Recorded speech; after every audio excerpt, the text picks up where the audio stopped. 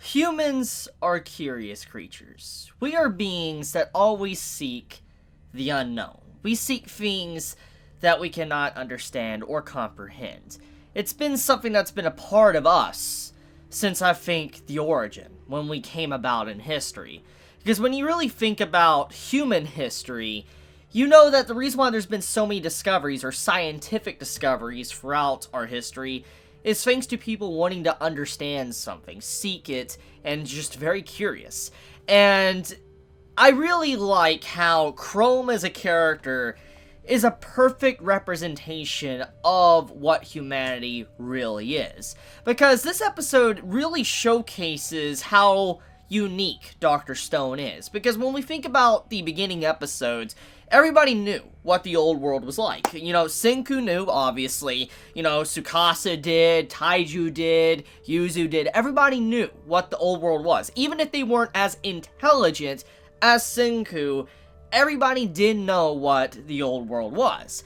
And Chrome, or this group, like Kohaku, Chrome, and all of them, are individuals that did not know of the old world. They might have had myths and stories, legends, etc., but they didn't know. They personally were not there to experience what our world is like. And so when Senku actually explains human history, what was lost, what happened, what they had, everything, he started to cry. And it's a very emotional moment because you got to imagine from his perspective.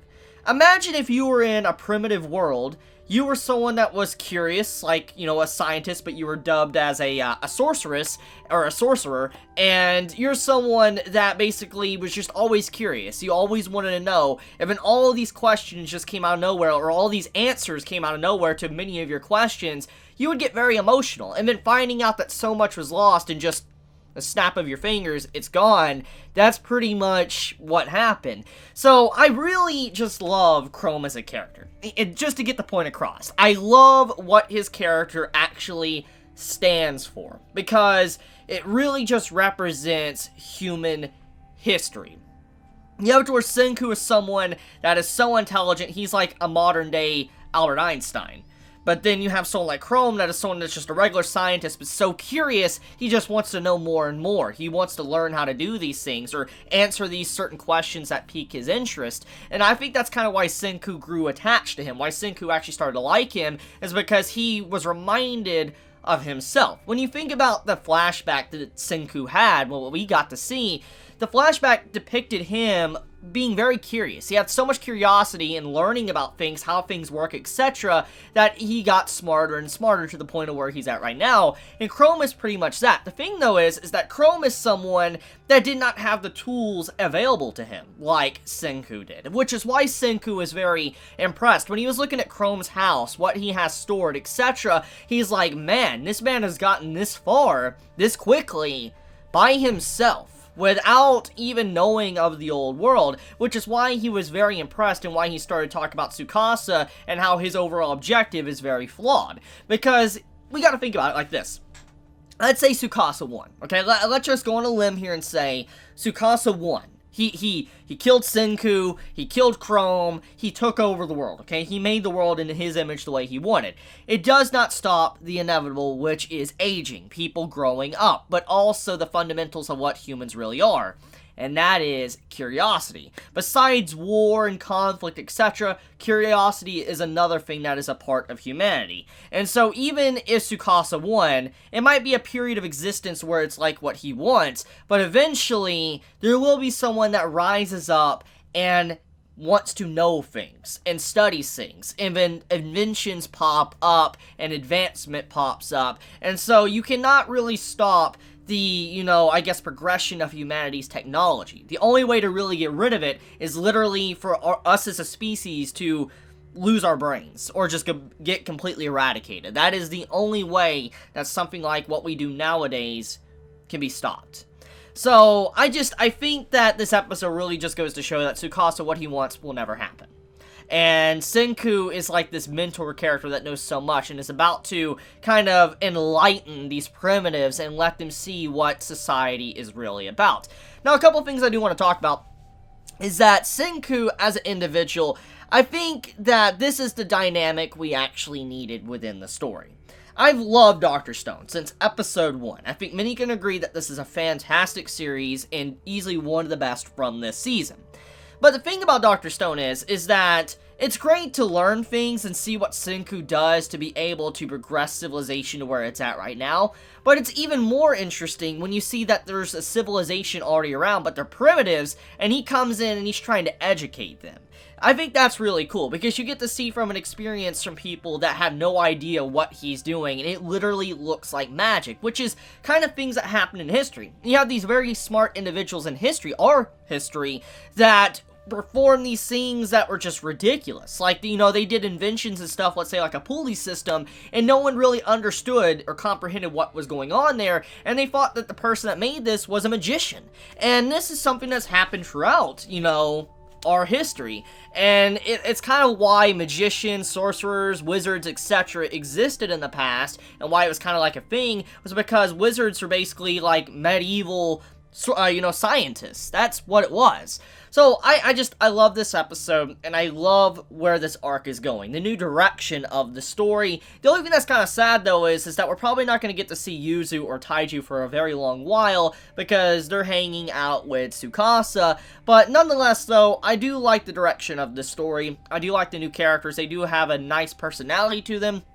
I like, Genro, I love Kohaku, I love her sister, I love, you know, Chrome. Overall, they're really good characters, and I think that I want more of them. So, what to get into? Okay, so, first things first, let's talk about the sister's illness. So, apparently Kohaku has an older sister that is very ill. Now, at this time, we don't necessarily know what she has. But you have it to where Senku's like, we need to create the modern day antibiotic. Like, we need to create modern day medicine. And if I had to assume what that is, it has to be probably penicillin. That is definitely something that was revolutionary in history and really saved a lot of lives. And I think when you really look at, you know, human history as well, one of the reasons why many people died was that medicine wasn't as advanced as it is now. We're very lucky for our day and age for medicine. Medicine is really advanced, and it saves so many lives. It's not perfect. There's a lot of flaws, and etc, etc. But at the very least, medicine nowadays can save lives. In the past, people didn't really know what they were doing. They threw things together and all that, and they were hoping it worked. Or they were hoping that, you know, if they rubbed, let's say, dirt on someone, it would heal them. The point I'm getting at is that penicillin or modern day medicine has really saved a lot of lives, and if you were to, let's say, give modern day medicine back to the people in the past, it's unimaginable how many lives would be saved. How many great people could have been saved if modern medicine was in the past. Kings, queens, etc. What could have happened if they actually had access to the things we have now?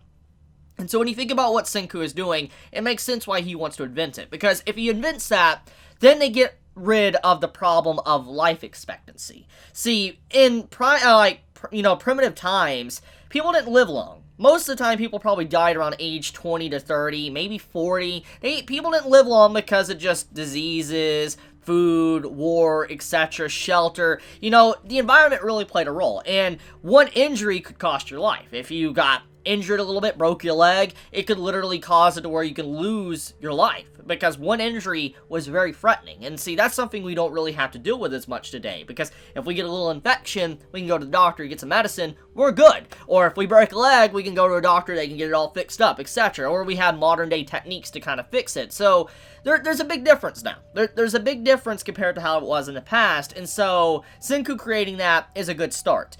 And if he can kind of teach people how to be doctors, that would be even better, because then they could save people from things that could be easily cured. And then they could start dealing with other things. So this is a good step in the right direction, and I am excited to see how everybody is going to react to it. Now, let's see here. Another thing that I want to point out that was kind of revealed within this episode is that there is, I guess, outcasts, people that have been thrown out from this village of 40 people. It's stated that anyone that is from the outside that's an outsider is someone that's from a family or etc. that was thrown out. Which, this leads me to believe that there is definitely rival factions. Even if, let's say, hypothetically, that this group of people in this village that Senku got to meet is the only people that was revived on the planet, because of how many years have probably passed, they've obviously created many outcasts. We don't necessarily know how many generations have passed, and because of that, there could be other civilizations that are formed from those outcasts that actually have animosity, anger towards the village that casted them out. And because of that, obviously they will do anything in their power to really take them down, and if Tsukasa finds these individuals, he can use that anger against them to wipe out that civilization. So there's definitely some things building up there, so I'm looking forward to seeing where the story's going to go on that end. So I think that's pretty much about it. Let me know your thoughts in the comments below. If you enjoy my content, please subscribe. If you like this video, please leave a like. And if you want to get notified for whenever I upload a video, please click the bell icon down below. And with that, Chibi out.